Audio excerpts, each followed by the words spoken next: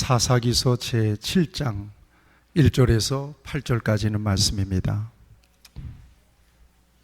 사사기서 제7장 1절에서 8절.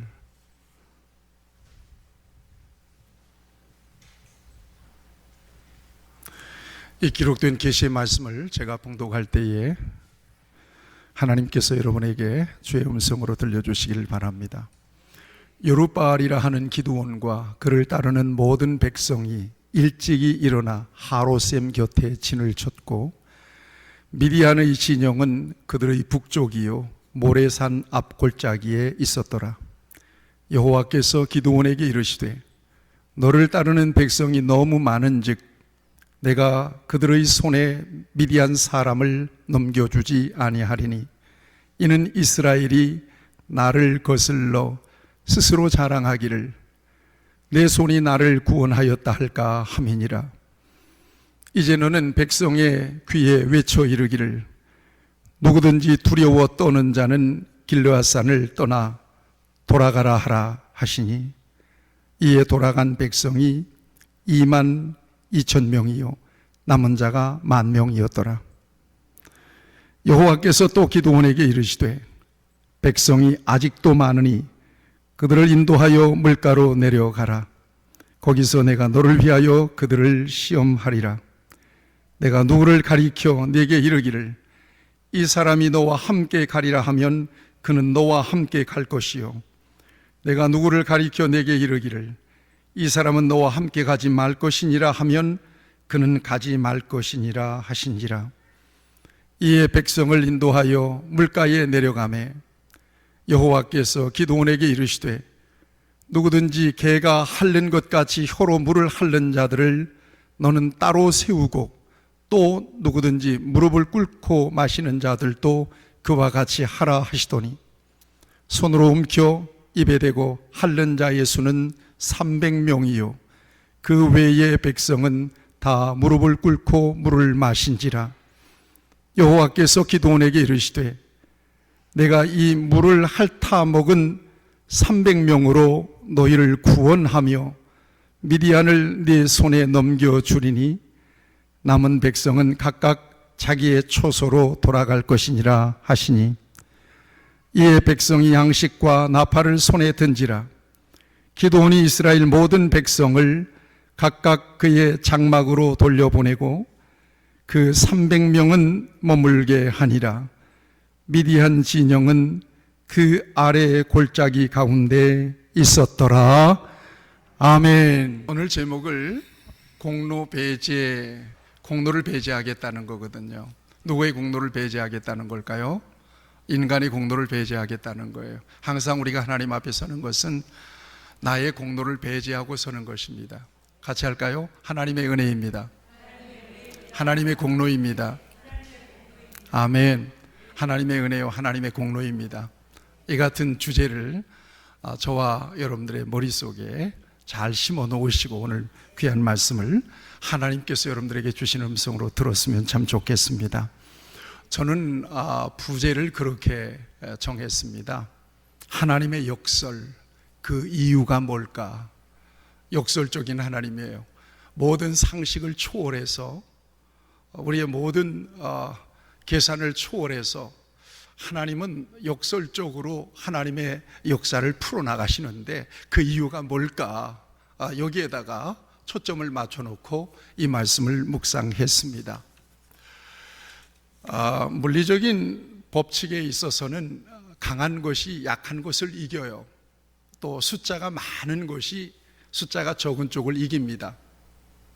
어른이 아이를 이기지요. 요즘은 조금 상황이 달라졌습니다. 물리력으로 우열을 가리는 시대가 아니기 때문에, 왜냐하면 크기와 규모와 숫자를 초월하는 첨단 과학 시대가 됐어요.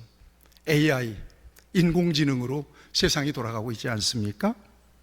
그렇지만 엄연하게 물리적인 법칙은 강한 것이 약한 것을 지배하게 되어 있습니다.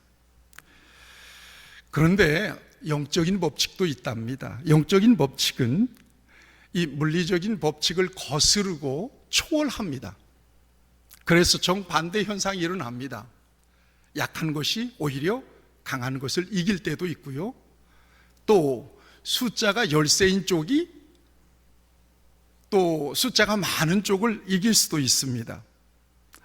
그런가 하면 말도 안 되는 방법으로 놀라운 역사를 통해서 승리를 이끌어내기도 하고요. 초자연적인 역사를 통해서 놀라운 성과를 내기도 합니다. 왜 그런가 하면 영적인 법칙 안에서는 하나님이 일하시기 때문에, 하나님이 역사하시기 때문에 그렇습니다. 쉬운 예를 들어보면 우리가 잘 아는 다윗과 골리앗의 싸움이 그렇습니다. 골리앗은 블레셋의 장수입니다. 키가 3m가 넘습니다. 또 정규군입니다. 이스라엘 사울 왕도 쩔쩔맸습니다. 이스라엘 그 정규군, 이 군인들이 골리앗만 나타나면 기가 죽었습니다. 그런데 그 골리앗을 누가 이겼죠? 다윗이 이겼어요. 다윗이 물맷돌 5개를 가지고 골리앗과 맞섭니다. 그리고 이 골리앗은 다윗의 물맷돌에 맞아 쓰러지고 그리고 목베임을 당하게 됐죠. 이게 바로 영적인 법칙에 있어서의 결과요, 승리입니다.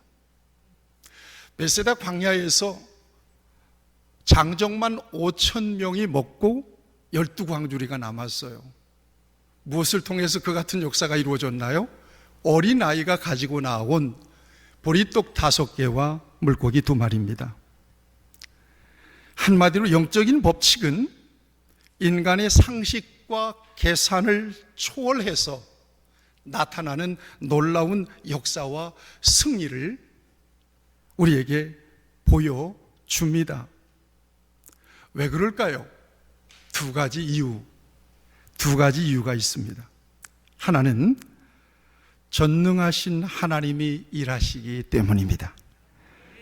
아멘. 하나님이 일하시면 인간의 모든 계산을 초월해요. 하나님이 개입하시면 인간의 모든 상식을 초월해 버려요. 그럴 것이다? 그렇지 않아요. 그 모든 순리를 완전히 역행하는 역사를 통해서 아주 역설적으로 하나님은 하나님의 역사를 완성시키십니다. 우리가 잘 아는 찬양이 있어요. 전능하신 나의 주 하나님은 능치 못하신 일 전혀 없네. 우리의 모든 간구도 우리의 모든 생각도 우리의 모든 꿈과 모든 소망도 신실하신 나의 하나님은 모든 인간의 불행을, 괴로움을 바꿀 수 있다고 고백하고 찬양합니다. 불가능한 일이 전혀 없으시다고 고백하는 찬양입니다. 죽은 자를 일으키고, 그래서 그를 이길 자는 아무도 없다고 고백하며 찬양합니다. 이 고백이 저와 여러분들의 고백이 되기를 축복합니다. 같이 고백합시다. 하나님께는 능치 못하실 일이 없습니다. 아멘. 그렇습니다. 이게 영적인 법칙에 있어서 가장 중요한 핵심입니다. 하나님이 일하신다. 하나님이 개입하신다. 하나님이 일하시고 하나님이 개입하시면 역설적인 역사들이, 놀라운 역사들이 일어난다는 것입니다. 성경 전체를 통해서 우리에게 보여주시는 역사가 바로 하나님이 개입하신 역사입니다. 어디를 성경을 펴서 보더라도 하나님이 개입하신 현장은 인간이 가지고 있는 능력과 상식을 초월한 역사들을 통해서 하나님의 뜻을 이루신 역사들로 우리에게 증거해 주십니다. 또 하나의 중요한 이유가 있습니다. 그것은 하나님이 하신 일이기 때문에 모든 영광, 모든 공로는 누구의 것이란 얘기예요? 하나님의 것이란 얘기예요. 이건 믿음 안에서, 영적인 법칙 안에서, 영적인 법칙 안에서 하나님의 역사를 경험한 모든 사람들이 일관되게 가져야 될 고백입니다. 같이 고백합시다. 하나님이 하셨습니다. 아멘. 인간이 한 일이 아니라는 거예요. 나의 능력으로 이룬 일이 아니라는 거예요. 내 실력으로 이루어진 일이 아니라는 거예요. 내가 잘나서 된 것이 아니라는 거예요. 그러므로 내가 하나님께 돌아가야 될 영광을 스스로 가로채는 일은 없어야 된다는 것입니다. 적어도 하나님을 믿는 사람이라면 하나님이 하셨지 내가 한 게 아니지요. 우리의 인생 처음부터 끝까지예요.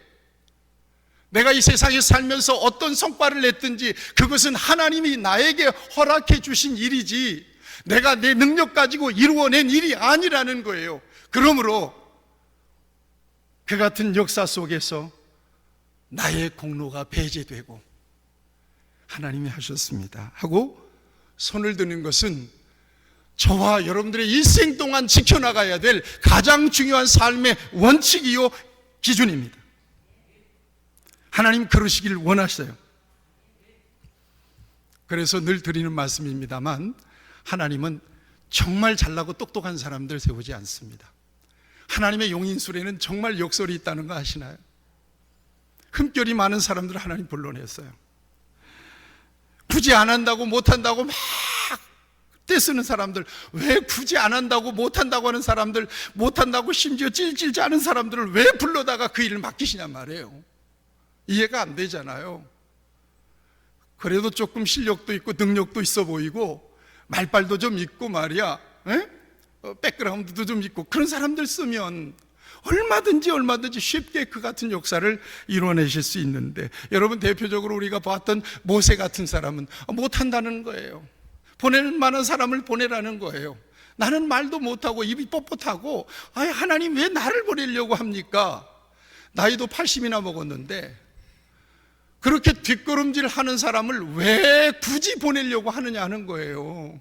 예레미야 같은 경우는 정말 그 어려운 시대에 하나님께서 백성들의 죄를 지적하고 하나님의 말씀을 대언해야 되는 일이 수많은 사람들의 박해를 받고 방해를 받고 생명의 위협을 받는 상황 속에서 나는 못하겠어요. 그런데 가슴에서 불릴듯 일어나는 거예요. 그걸 안 하면 죽을 것 같아요. 그래서 그 일을 감당하지 않습니까? 왜 하나님이 굳이 그런 사람들을 쓰냐 이 말입니다. 흠결이 많고 격이 떨어지는 사람들, 12제자도 다 그렇고 그런 사람들 아니겠어요? 사도 바울, 나 같으면 사도 바울 같은 사람은 안 씁니다. 여러분, 사도 바울이 어떤 사람이에요? 믿는 사람들을 핍박하고 죽였던 사람이 살인자예요. 하나님을 그렇게 싫어했던, 예수님을 싫어했던 사람이에요. 예수님을 나사렛 이단 괴수라고 지칭했던 사람이 바로 사도 바울이거든요. 그런데 하나님은 그를 쓰세요. 요즘 묵상하면서 저와 여러분들이 은혜를 받는 이 사사기에서 오늘 본문에 등장하는 기드온도 역시 마찬가지예요. 기드온, 큰 용사여 여호와께서 너와 함께 계시도다. 무슨 큰 용사는 큰 용사예요. 그는 엄청난 욕구 불만과 시대적인 이 불만이 굉장히 많았던 사람이고 하나님이 하신 일에 대해서 굉장히 아니 하나님이 함께 계시면, 하나님이 애굽에서 우리를 여기까지 인도해 주셨으면 우리가 이렇게 미디안의 압제 속에서 고통을 받으면서 살아야 되는 겁니까? 그러면서 포도즙 틀에서 타작을 하면서 불평불만이 대단히 많았던 사람이거든요. 그런데 하나님이 그를 불러내요. 큰 용사요. 이유가 어디 있을까요? 사람이 불러낸 사람이 일하는 게 아니라는 거예요. 그 사람이 능력껏 일하는 게 아니라는 거예요. 그 사람의 능력을 보고 하나님이 그를 선택한 것이 아니었다는 것이에요. 그는 하나님이 불러내셔서 그 일을 맡겨주시고 하나님의 동력자로 쓰임받았을 뿐이며 하나님의 도구로 쓰임받았을 뿐이고 모든 일은 시작부터 끝까지 하나님이 하시겠다는 것이에요. 그러므로 하나님은 인간에게 하나님의 영광을 뺏기기를 원치 않으세요. 여러분, 고린도전서 1장 25절 29절 자주 여러분들에게 소개하는 말씀인데, 여기에 하나님이 정말 말도 안 되는 용인술, 말도 안 되는 역설적인 사람의 선택에 대한 분명한 정답을 주고 계세요. 이 말씀이 우리에게 얼마나 은혜가 되는지 몰라요. 하나님의 어리석음이 사람보다 지혜롭고, 아멘. 하나님의 약하심이 사람보다 강하니라. 아멘. 형제들아, 너희를 부르심을 보라. 육체를 따라 지혜로운 자가 많지 아니하며 능한 자가 많지 아니하며 문벌 좋은 자가 많지 아니하도다. 그러나 하나님께서 세상에 미련한 것들을 택하사 지혜 있는 자들을 부끄럽게 하려 하시고 세상에 약한 것들을 택하사 강한 것들을 부끄럽게 하려 하시며 하나님께서 세상에 천한 것들과 멸시받는 것들과 없는 것들을 택하사 있는 것들을 폐하려 하시나니, 이는 결론이에요. 하나님의 목적이 여기 있었다는 거예요. 그렇게 하신 하나님의 이유가 여기 있었다는 거예요. 이는 아무 육체도 하나님 앞에서 자랑하지 못하게 하려 함이니라. 네가 한 것이 아니야, 내가 한 거야. 그렇게 인정하도록 하셨다는 거예요. 하나님의 일하심을 믿으시기 바랍니다. 하나님이 하셨습니다. 하나님께 영광입니다. 우리는 하나님의 동력자요, 우리는 하나님이 쓰시는 도구에 불과합니다. 하나님 이 같은 고백을 원하신다는 것입니다. 그럼에도 불구하고 우리는 끊임없이 하나님의 영광을 가로채잖아요. 기회만 있으면 하나님의 공로와 하나님의 영광을 내 것으로 만들어버려요.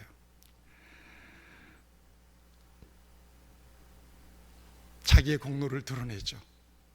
자기의 의를 드러냅니다. 우리의 힘으로, 우리의 능력으로 일을 했다고 스스로를 높이죠.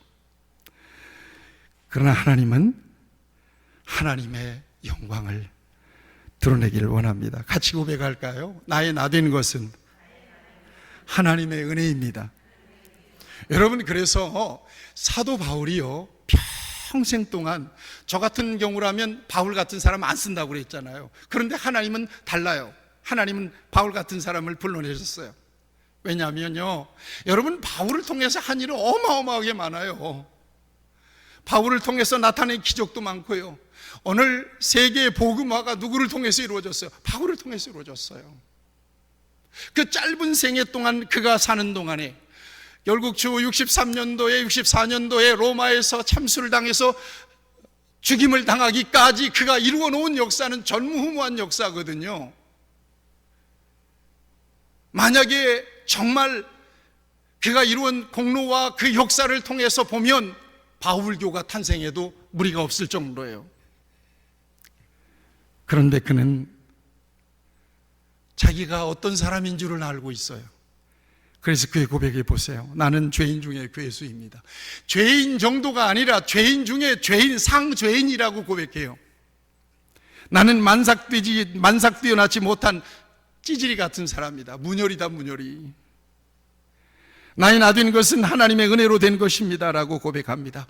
하나님이 진정으로 저와 여러분 은혜를 입은 사람들을 통하여 받기를 원하시고 고백하기를 원하시는 고백이 바로 이거예요. 하나님이 모든 것은 하나님의 은혜입니다. 모든 것은 하나님, 내가 한 것은 없습니다. 나는 한 것이 없습니다. 불러서 그 자리에 순종하고 섰을 뿐입니다. 내가 한 건 아무것도 없습니다. 여러분, 그것이 저와 여러분들을 향하신 하나님의 목적이며 저와 여러분들이 일생 동안 간직하고 절대 변하지 말아야 될 우리의 삶의 중요한 원리예요. 이걸 하나님이 받으시길 원하시죠. 오늘 본문을 보세요. 오늘 본문을 보면 이해할 수 없는 하나님의 행동을 저와 여러분들이 보게 됩니다. 사사 드보라, 여사사 드보라 아시죠? 40년 동안 평화를 누렸습니다. 드보라가 죽자 이스라엘 백성들이 또 하나님의 목전에서 바알과 아세라를 섬깁니다. 그러자 하나님께서는 미디안 백성들을 일으킵니다. 미디안 백성들 7년 동안을 압제하잖아요. 미디안 백성들은 일제시대 때 일본과 우리와의 관계와 같아요. 일본 사람들이 우리나라 곡식들 다 추징해 갔잖아요. 노동자들 다 데리고 갔잖아요. 또 새파란 아가씨들 다 데리고 갔잖아요. 그래서 전쟁터에서 희생시켰어요. 놀이객감을 만들었어요. 이 나라 이 백성이 일제시대 때 엄청나게 압제를 당했어요. 이름까지 바꾸어가면서 마치 미디안 백성들이 이스라엘을 대하여 그렇게 엄청난 압제를 가했어요. 열심히 농사를 짓고 곡물 좀 걷어서 편하게 밥 좀 해먹으려고 하면 어김없이 미디안 백성들이 메뚜기 떼처럼 나타나가지고 곡식들을 전부 다 약탈해 갔습니다. 그리고 짐승들을 전부 다 끌고 갔습니다. 고통스러워서 견딜 수가 없는 거예요. 미디안 백성들 뛸까 봐서 어디서 타작도 못하는 거예요. 그래서 불 속에 들어가서 살았어요. 토굴 속에서 살았어요. 지금 기드온 같은 경우도 포도즙 틀이잖아요. 어디 거기가 타작할 수 있는 데입니까? 포도즙 틀에 들어가서 거기에서 곡식을 타작해서 불평과 불만이 가득한 상태에서 지금 타작을 하고 있는 거예요. 그렇게 이스라엘 백성들이 고통을 당했습니다.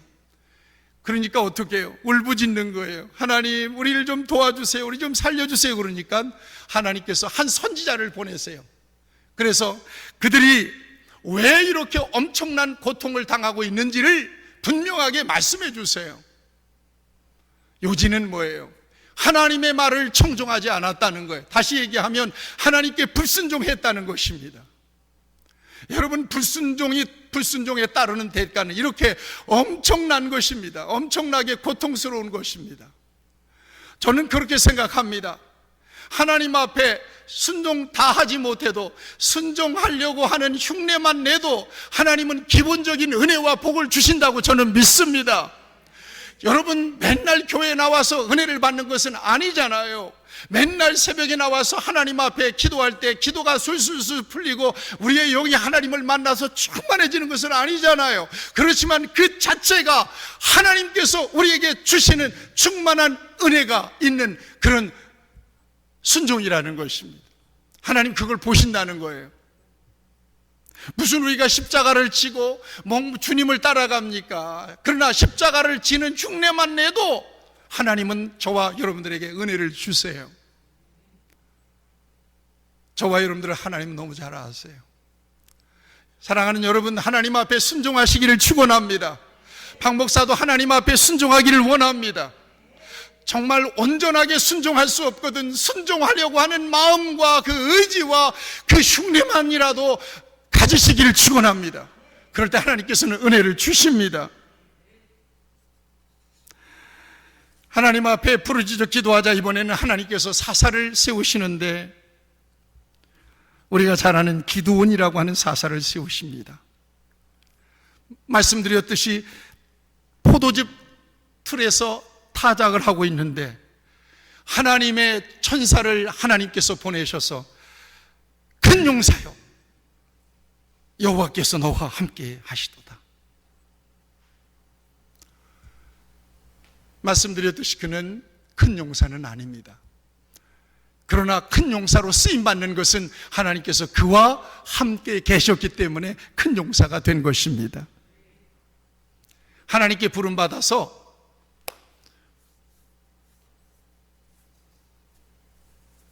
기드온이 나팔을 불자 여기저기에서 병사들이 몰리기 시작합니다. 하나님의 은혜가 입혀진 사람, 하나님의 성령이 부어진 그 사람의 나팔 소리를 들은 사람들이 소명의식을 가지고 군인으로 몰려들기 시작하는 것입니다. 이렇게 삽시간에 몰려든 군인들이 32,000명입니다. 엄청난 숫자입니다. 그런데 미디안 군대와 가나안 연합군 군대는 이스라엘 군대와는 비교할 수 없을 만큼 많습니다. 여러분 8장 10절을 보면 적어도 미디안 연합군의 군대는 13만 5천 명입니다. 13만 5천 명입니다. 그리고 오늘 본문 말씀을 보십시오. 12절 말씀을 보겠습니다. 12절 말씀을 보실까요? 12절 말씀을 다 같이 한번 읽겠습니다. 시작. 미디안과 아말렉과 동방의 모든 사람들이 골짜기에 누웠는데 메뚜기의 많은 수와 같고 그들의 낙타의 수가 많아 해변의 모래가 많음 같은지라. 아멘. 메뚜기 떼처럼 많은 거예요. 해변의 모래처럼 많은 거예요. 여기에 32,000명, 적어도 전력 차이가 몇 명이나 납니까? 몇 배나 납니까? 여러분, 어마어마한 전력 차이가 나는 거예요. 그런데 이 같은 상황 속에서 전쟁이 붙었다면 누가 깨지겠어요? 이스라엘이 보기 좋게 깨질 수밖에 없어요. 여러분, 이것은 물리적인 법칙이에요. 13만 5천 명과 3만 2천 명이 싸웠어요. 누가 이기겠어요? 반드시 여러분들이 어느 편에다가 걸 거냐 그러면 14만 5천에다가 걸 수밖에 없을 거예요. 저도 마찬가지예요. 3만 2천 명 대 14만 5천 명 붙어서 싸운다. 누가 이길 것이냐? 어느 편에 설 것이냐? 여러분, 3만 2천 명이 설 사람 여기 한 사람도 없어요. 전쟁 해보나 마나예요. 그런데 우리 하나님은 기드온에게 정말 이해가 안 되는 명령을 하십니다. 2절 말씀을 보십시오. 여호와께서 기드온에게 이르시되 너를 따르는 백성이 너무 많은지. 여러분, 하나님께서 미디안 연합군의 군인들이 그들의 어떤 그 낙타가 전력이 어느 정도인지 하나님이 전혀 모르시는 바겠어요? 기드온도 나름대로 전력을 파악했을 거고요. 그런데 많다는 거예요. 그러니 떨리는 사람들은 다 집으로 돌아가라고 합니다. 무서워서 떨리는 사람들, 전쟁을 앞두고 여러분 얼마나 떨리겠어요? 무서워서 떠는 사람 다 집으로 가라. 그러니까 사람들이 우원히 빠져나가는데 무려 2만 2천 명이나 빠져나가는 거예요. 몇 명 남았어요? 10,000명 남았어요. 13만 5천 명 대 10,000명, 적어도 12배의 전력 차이가 납니다. 그런데 또 상식적이지 않은 명령을 주십니다. 야, 아직도 많다. 여러분, 4절을 같이 보겠습니다. 여호와께서 또 기드온에게 이르시되 백성이 아직도 많으니, 그래요. 아직도 많다는 거예요. 도대체 하나님은 전쟁을 하자는 거예요, 말자는 거예요? 싸우자는 거예요, 말자는 거예요? 아직도 많다니요? 아니, 아직도 많다니요? 2만 2천 명 빠져나가는데 10,000명밖에 안 남았는데 아직도 많다니요?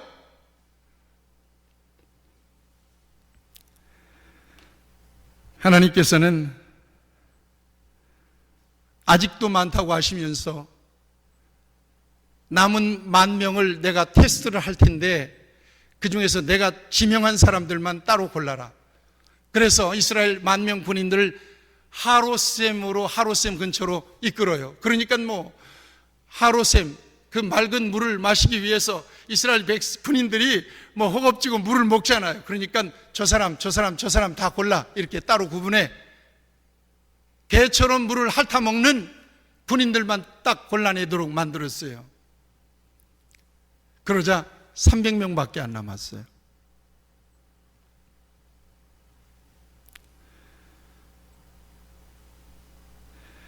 엉뚱하신 하나님의 명령입니다. 여기까지만 보면 하나님은 이스라엘 군대를 통해서 싸우실 의지가 전혀 없으신 게 분명합니다. 여러분, 염두에 두세요. 영적인 원리, 영적인 법칙. 사람 가지고 싸우시는 하나님이 아니라는 거예요. 근데 왜 이렇게 하셨느냐? 이게 참 주목해 봐야 될 일입니다.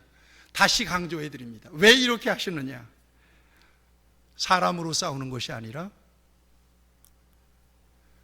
하나님이 직접 싸우는 전쟁이기 때문에 그렇습니다. 하나님은 병사의 숫자와 상관이 없는 분이기 때문에 그렇습니다. 여러분, 그렇게 믿으시길 바랍니다. 내가 주님을 위해서 일을 해야 되는데 아이고, 나는 병도 들었고 나는 돈도 없고 나는 배운 것도 없고, 하나님 그것과 전혀 상관없다는 거예요. 주의 일은 아무런 상관이 없다는 거예요. 주의 일은. 아유, 나는 믿음도 아니라고요. 흉내만 내도 하나님이 쓰신단 말이에요. 그래서 여러분, 사무엘상 2장에 보면 한나가 고백하잖아요. 하나님은 여호와는 죽이기도 하시고 살리기도 하시며 수월에 내리기도 하시고 거기서 올리기도 하시는도다. 여호와는 가난하기도 하시고 부하게도 하시고 낮추기도 높이기도 하시는도다. 이게 하나님이 하시는 일이라는 거예요. 내가 어느 정도 갖춰졌기 때문에 하나님이 나를 통해서 일하시면 내만큼밖에 일 못 하시죠. 그렇지만 내가 정말로 능력이 부족한데, 나는 정말 자격도 없는데 하나님 나를 불러내셨어. 내가 봐도 저건 내가 할 수 있는 일이 아닌데도 네가 해야 된다는 거예요. 그래서 그냥 아멘 하고 나섰는데 일이 술술술술 풀리는 거예요. 그만한 능력도 주어지고요. 또 그 일을 할 수 있도록 엄청난 사람들을 붙여주시고요. 또 물자를 공급해 주시고요. 결국 가만히 보니까 내가 한 게 아니라 전부 다 나를 통해서 하나님이 하신 일인 거예요. 하나님 이것을 원하신 거라는 거예요. 하나님은 병사의 숫자와 상관이 없는 하나님이시다. 여러분 인정하시길 바랍니다. 같이 고백합시다. 나의 하나님은 전능하신 하나님이십니다. 아멘. 끊임없이 입으로만 고백할 것이 아니라 정말 내 모든 가능성을 극대화시켜서 하나님은 나를 통해서, 아니 나 같은 것을 통해서 하나님의 영광을 드러내신다라고 하는 이 분명한 믿음을 가지고 가실 때 저와 여러분들은 하나님의 수준에서 하나님의 일을 감당하며 놀라운 하나님의 나라를 위하여 성과를 낼 수 있게 될 것이라고 믿습니다. 또 하나는 분명한 것을 하나님께서는 보여주십니다. 2절 말씀입니다. 2절 말씀을 다 같이 한번 똑바로 읽겠습니다. 2절 시작. 여호와께서 기드온에게 이르시되 너를 따르는 백성이 너무 많은즉 내가 그들의 손에 미디안 사람을 넘겨주지 아니하리니. 이는 설명해요. 그렇게 하신 이유가 있어요. 이는 이스라엘이 나를 거슬러 스스로 자랑하기를 내 손이 나를 구원하였다 할까 함이니라. 누가 있다고 할까 봐서. 그래도 탁월한 지도자 기드온을 통해서 나팔을 부니까 자원해서 모인 사람들이잖아요. 거기 그 사람들이 전쟁에서 승리하면 스스로 박수치면서 스스로 자신을 높이고 영광을 다 받고, 이 다음에도 그것까지가 중요한 게 아니라 그 이후에도 그들은 자기 자신을 의지해서 그 모든 일을 하려고 했을 것입니다. 이걸 하나님이 배제하기를 원하세요. 여러분, 인간이 특별히 믿는 사람들이 가장 경계해야 될 것이 무엇인 줄 아세요? 그건 교만입니다. 하나님 교만을 너무 싫어하세요. 교만은 자기의 공로를 드러내는 일이거든요. 교만은 자기를 높이는 일이거든요. 정말 연약한 게 인생인 걸 아셔야 돼요. 요즘 제 주변에 암 환자들이 있어요. 그분들은 안타까운 마음으로 기도하고, 저는 어제 저녁에도 도대체 이게 어떤 암인가, 그러고는 서울대 유명한 내과 교수의 유튜브 방송을 들었어요. 이미 암이라고 하는 것은 전이가 딱 되는 순간 고치기 어려워져요. 항암제가 안 들어요.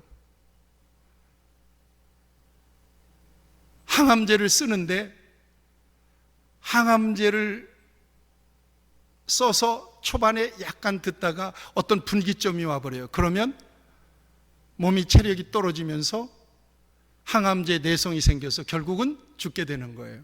말기암 환자 맥시멈으로 3개월 살아요. 겁나는 질병이죠. 이게 특정 어떤 사람에게만 걸려야 되는 병이 아니라는 얘기예요. 우리 모두도 다 가능성이 있는 사람들이라는 거예요. 누가 아파서, 누가 고통스럽고, 누가 정말 힘들어하는 것, 여러분 긍휼한 마음을 가지시기를 바랍니다. 나는 특별해서 건강하게 보호받는 게 아닌 거예요. 나도 연약한 똑같은 육신을 가지고 사는 사람들이에요. 여러분 텔레비를 보면 뉴스에서 뉴스메이커가 되는 사람들이 있지 않습니까? 별 희한한 사고를 만나서, 여러분 어디입니까? 거기는 뭐 건물이 그냥 차가 버스가 가는데 건물이 어떻게 버스를 덮쳐가지고 그 많은 사람들이 죽을 수가 있습니까? 그 사람들이 버스를 타고 가면서 그렇게 죽을 줄 알았겠습니까? 모든 가능성은 다 열려 있습니다. 그러니 내가 어떻게 하나님 앞에서 살아야 되겠느냐는 거예요. 하나님, 오늘 내가 살아있음으로 하나님 영광 나타냅니다. 내가 오늘 내게 믿음 주셔서 나를 살아있게 생명있게 하심으로써 내가 하나님을 찬양하고 높여드립니다. 하나님이 내게 주신 은혜입니다라고 고백할 수밖에 없어요.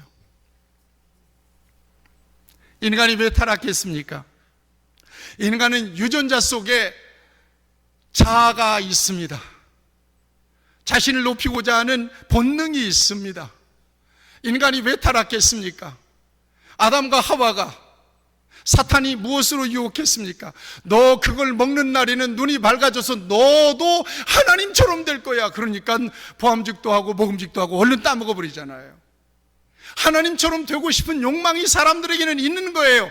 이 모든 것이 하나님 앞에서 교만으로 드러나요.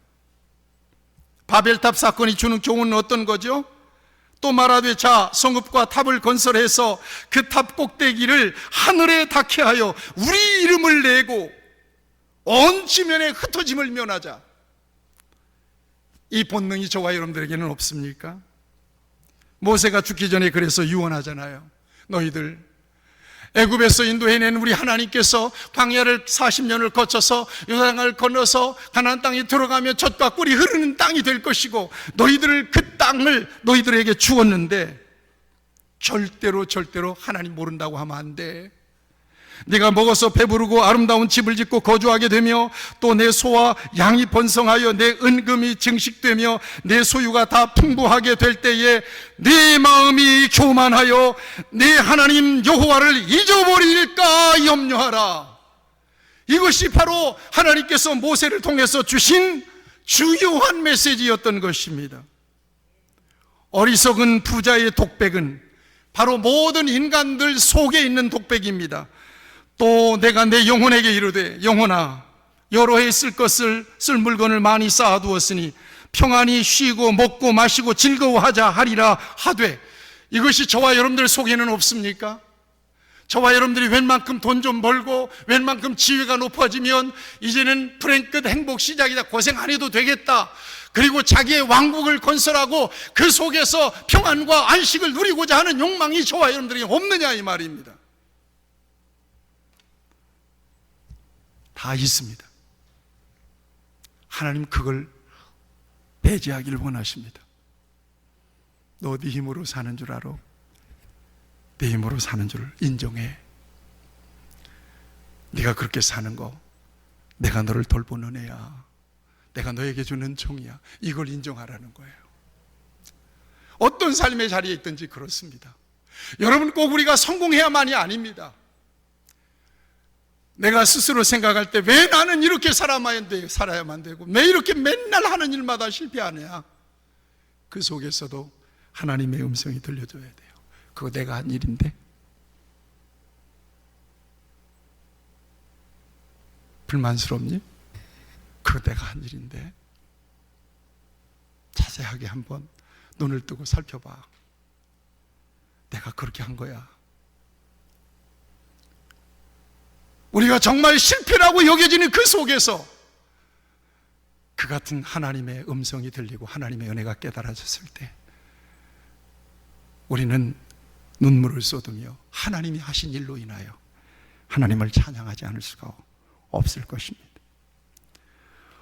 우리 예수님께서 서기관과 바리새인들을 책망하신 내용이 어떤 거죠? 화 있을진저 외식하는 서기관과 바리새인들이요, 무엇이 외식이었다는 것입니까?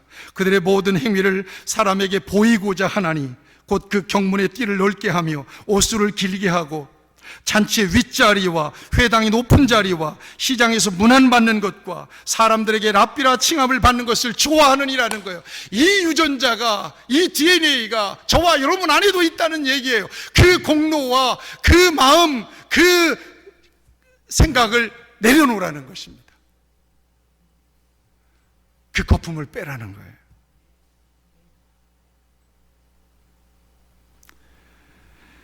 말씀을 맺습니다. 진정한 신앙은 하나님의 절대 주권을 인정하는 것입니다. 하나님의 절대 주권을 인정하는 사람은 세례 요한처럼 나는 광야에 외치는 자의 소리에 불과합니다. 내 뒤에 오시는 분은 나보다 능력이 많습니다. 나는 물로 세례를 주지만 그분은 불과 성령으로 세례를 주십니다. 나는 그의 신을 들기도 감당치 못할 것이고 그분은 흥해야 하겠고 나는 쇠해야 합니다. 그렇게 고백하는 사람입니다. 우리 다 같이 고백했으면 좋겠습니다. 하나님이 하셨습니다. 하나님께 영광입니다. 오늘 하나님 앞에 예배할 수 있는 거 하나님의 은혜입니다. 오늘 나의 믿음을 이만큼 지켜낼 수 있는 거, 여러분 우리의 의지로 된 거 아니에요. 하나님의 은혜입니다.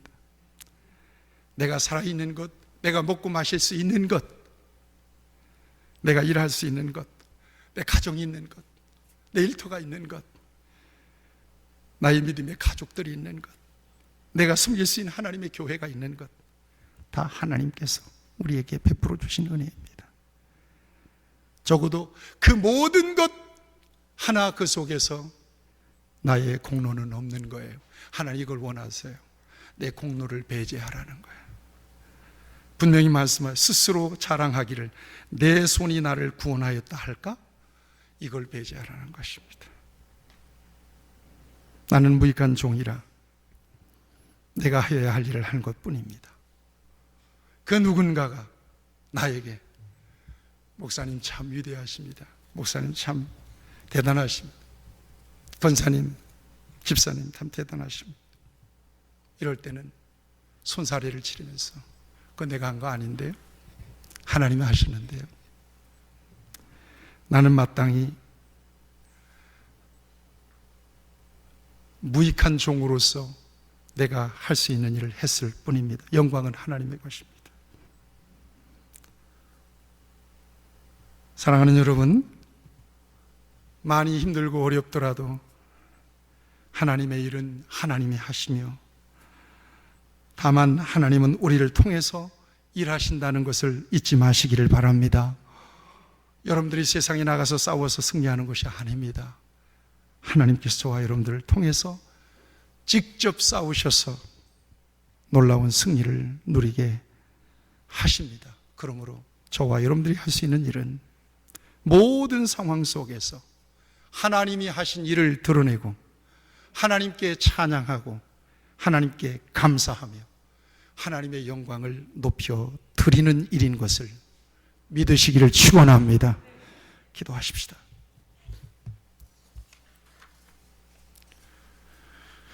오늘 말씀을 의지해서 우리 잠시 머리를 숙여서 지금까지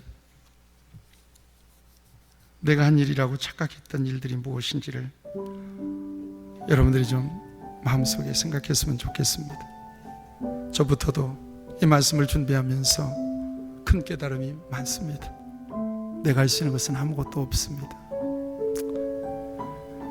우리에게는 300명밖에 없습니다. 그러나 하나님은 300명으로 일하는 것이 아니라 300명이 없어도 일하시는 하나님이십니다. 우리가 하나님 앞에 나섰습니다. 하나님께서 저와 여러분들을 붙드시고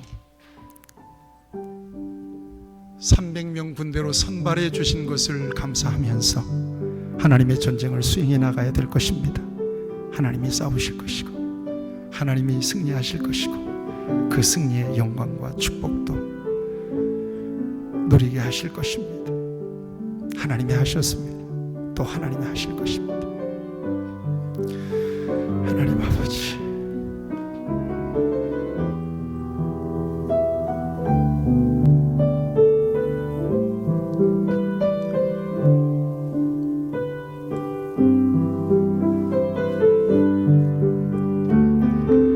살아계신 아버지 하나님, 오늘 귀한 말씀을 통해서 하나님께서 우리에게 귀한 음성을 들려주신 것을 감사합니다. 맞습니다. 지금까지 지내온 것 주님의 크신 은혜입니다. 내 삶에 실패한 자리에서도 하나님은 나를 사랑한 그 놀라운 사랑을 나타내 주셨습니다. 어떤 삶의 자리에 있든지 나는 실망하지 않을 것이며 하나님이 하신 일을 높여드릴 것이며 하나님께 찬양과 기쁨과 영광을 드릴 것입니다. 하나님을 고백할 것입니다. 나는 연약하지만 하나님이 나를 통해서 일하심을 믿어서 하나님의 선한 도구로 하나님의 손에 맞는 선한 도구로 쓰여지기만을 사모할 것이며 미디안 13만 5천 명 군대에 맞서서 싸워야 될 300명의 군대로 불러주신 것에 감사하고 만족하며 열심히 전쟁을 수행하겠습니다. 하나님이 도와주시길 바라고 하나님이 하나님의 역사를 승리로 이끌어 주심을 믿습니다. 우리 귀한 성도들을 축복합니다. 담대하기를 원합니다. 하나님께 감사하기를 원합니다. 하나님의 영광을 높이 드러내며 하나님이 하신 일을 찬양하며 하나님께서 베풀어 주시는 놀라운 은혜 속에서 하나님이 이루어 놓으신 승리를 누릴 수 있게 해 주시옵소서. 감사와 찬송을 우리 하나님께 올려드리며 예수 그리스도의 이름으로 간절히 기도하옵나이다. 아멘.